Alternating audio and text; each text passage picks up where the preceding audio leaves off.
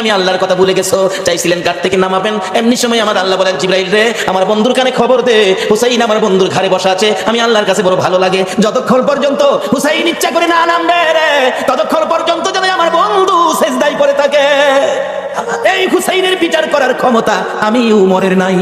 না বাবা, বিচার করতে হবে, যাও জুমার দিন বিচার হবে মসজিদে নববীতে। ওমর রাষ্ট্রপতি মিম্বরে উঠে ঘোষণা দিলেন, হুসাইন আছেন? হ্যাঁ। আমার ছেলের গোলামের বাচ্চা গোলাম কইছেন? হ্যাঁ কইছি। আমি তো রাষ্ট্রপতি, আমি তো কোনো গোলাম না। আমারও গোলাম কইলেন, ছেলেরে বাচ্চা গোলাম কইলেন, কই গোলামি করলাম? তো ইমাম হুসাইন আঙ্গুল ইশারা করে বলে, ওমর আমার সামনে বড় কথা কইেন না, আপনি কি আমার নানা গোলামি করেন নাই? ওমর দুইটা চোখের পানি গাল বেয়ে জর্জর করে ছেড়ে দিলেন। মসজিদে নববীর মুসল্লিরা রে, তোমরা কি শুনেছো হুসাইন আমাকে কি বলছে? শুনেছি। আমি বলে নবীর গোলামি করেছি। হ্যাঁ।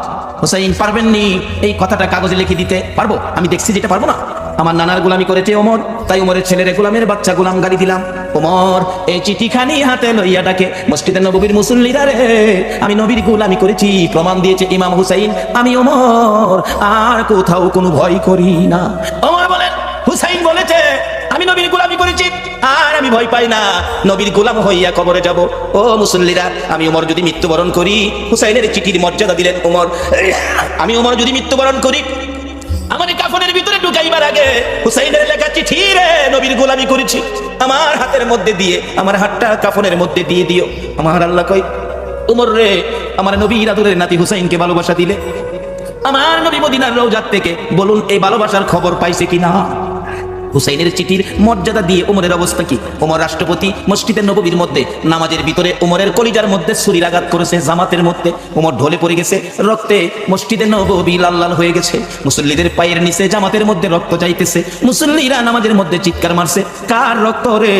মসজিদে নববী লাল হয়ে গেছে, ওমর ঢলে পড়ে আছে, ওমরের ছেলে ডাকতেছে, মুসল্লিরা গো আমার বাবারাই আঘাত করেছে, কে জানি, দরজা বন্ধ করে দেন, প্রতিশোধ নিব, বিচার করব কোন মুনাফেক জানি আঘাত করেছে।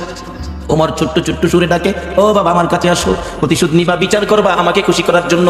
ও বাবা, বাবা রে, বিচার করে প্রতিশোধ নিয়ে খুশি করতে পারবি না, আমাকে যদি খুশি করতে হয় আমি তো মরে যাবো রে বাবা। একটা কথা শোনো। কি কথা? নবীজির রওজার পাশে আমার ভাই আবু বকর ঘুমাইছে, আর একটা জায়গা খালি আছে রে ছেলে, আমাকে যদি খুশি করতে হয় মা এসো সদ্যকার কাছ থেকে অনুমতি নিয়ে আসো, আমি ওমরকে নবীজির পাশে নিয়ে শোয়াইতে পারো, নবীর পাশে যদি আমারে শোয়াইতে পারো রে, আমি ওমর খুশি হইয়া যাইব। অথচ তখনও তিনি রাষ্ট্রপতি, ইচ্ছে করলে গায়ের জোরে খেতে পারতেন, কিন্তু ইসলাম কোনোদিন গায়ের জোর ব্যবহার করে না। নবীরে মানে সব বুঝে আসবে। দৌড়ে গেলেন উমরের ছেলে।